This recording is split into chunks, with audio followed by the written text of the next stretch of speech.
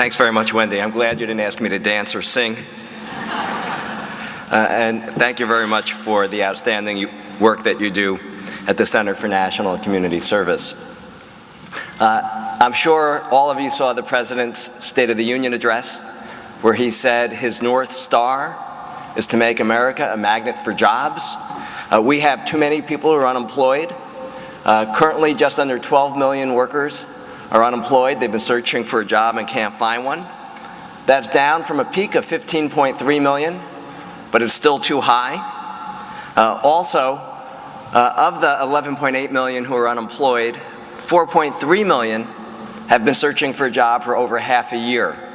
A concern that we have for the economy is that we're not using these resources in people's personal lives. Being unable to find a job is a traumatic experience. And our top priority must be to help the unemployed find work. That's why this research is so important, and that's why the work that all of you are doing is so important. I asked my staff to review this paper before I agreed to come speak today. I'm pleased to tell you it passed muster.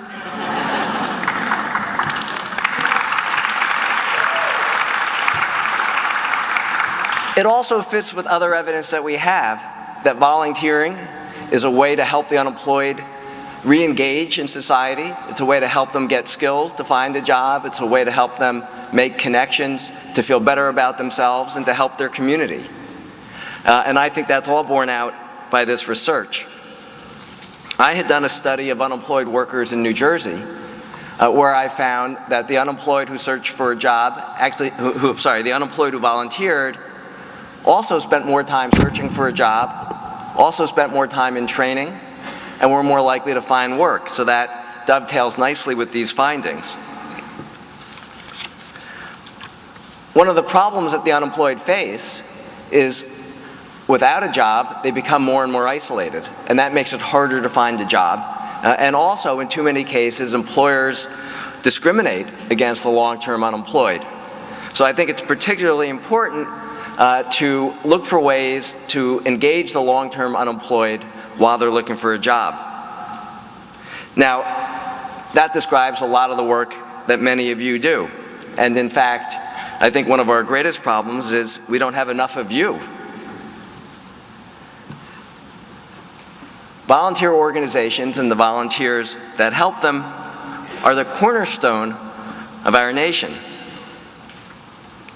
I hope when you go back to your homes, you'll bring this research with you and use it to reinvigorate the idea of trying to help the unemployed to volunteer, which will help them to find work.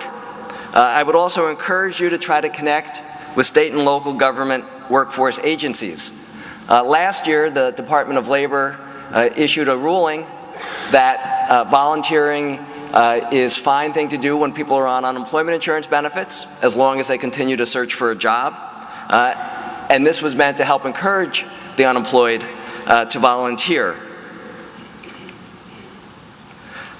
Let me just conclude by thanking all of you for your service, to encourage you to particularly help the long-term unemployed who are having the most difficulty finding work in our country through no fault of their own because of the severe economic crisis that we went through, to find volunteering positions. I think that will help to benefit the unemployed themselves. It will help the organization that they're volunteering for. It will help their community, and ultimately, it will help our nation. One of the thoughts I've been having in my job as I look at the economic forces that have been affecting our country over the last 3 decades, as we've seen the top grow in terms of income, the middle stagnate, and the bottom slip further behind. One of the forces that has been causing this polarization in our society is globalization. And the only force that's more powerful than globalization is the power of community, the synergies that happen within communities, and the bedrock of that is our volunteer organization. So I just want to commend all of you for your service and encourage you to keep at it. We certainly need the help. Thanks very much.